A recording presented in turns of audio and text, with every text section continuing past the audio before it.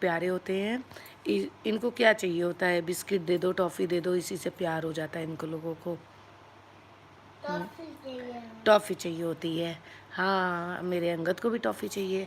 और सबसे ज़्यादा उसको प्यार पापा जी करते हैं उसके। पापा जी अपने ताऊ जी को कहता है, मतलब मेरे हस्बैंड को कहता है, और पापा अपने पापा को कहता है ना। क्या? आप अपने पापा को क्या कहते हो? पापा। पापा। और पापा जी किसको कहते हो? बाबू जी। पापा जी को बाबू जी कह रहा है, पापा जी कहता है। और बाबा को बाबा कहता है। बाबा का नाम बताओ। बाबा का नाम बताओ। फादर नेम क्या है? बाबा ये मदर नेम क्या है? दादी दुबे। अब ग्रैंड मदर नेम क्या है? सियाराम। सिया राम। श्री राम मूर्ति दुबे।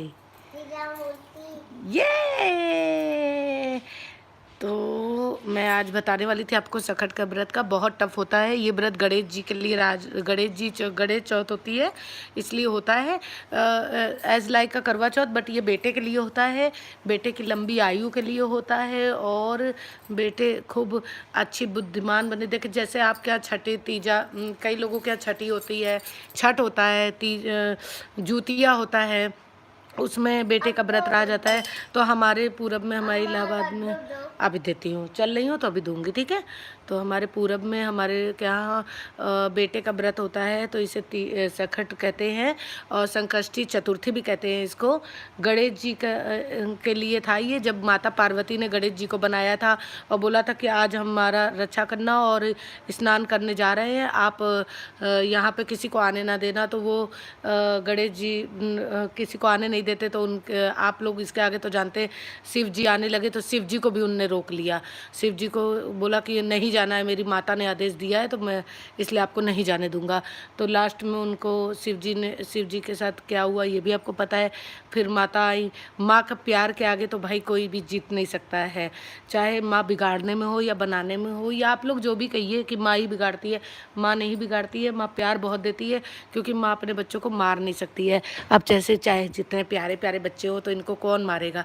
इतने अच्छे बच्चे होते हैं, यही बड़े होते हैं, माँ बाप का सहारा बनते हैं, तो हम इनको कैसे मार सकते हैं? तो माँ का हृदय बहुत वो होता है, इसलिए फिर समझ लीजिए। तो माँ इसमें फिर हाँ, माता पार्वती आती हैं, फिर वो गुस्सा हो जाती हैं, तो शिव जी कहते हैं जाओ किसी का भी, जो भी औरत अपने बच्चे के पीठ करके सो रही हो, उसका क्या कहते हैं, गर्दन काट के ले आना।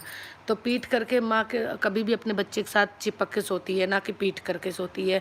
तो इसीलिए हाथनी भाई बहुत बड़ी सी थी, तो हाथनी ने क्या किया, वो बड़ी सी थी तो वो उधर मुँह करके सो रही थी, तो हाथी का सर काटे हाथी के बच्चे का, और वो लगा दिया गणेश जी के। तब से गणेश जी सूंड रहती है, गणेश जी की सूंड हो जाती है, और गणेश जी कहलाते हैं। गणेश जी खूब खूब बहुत बुद्धिमान होते हैं।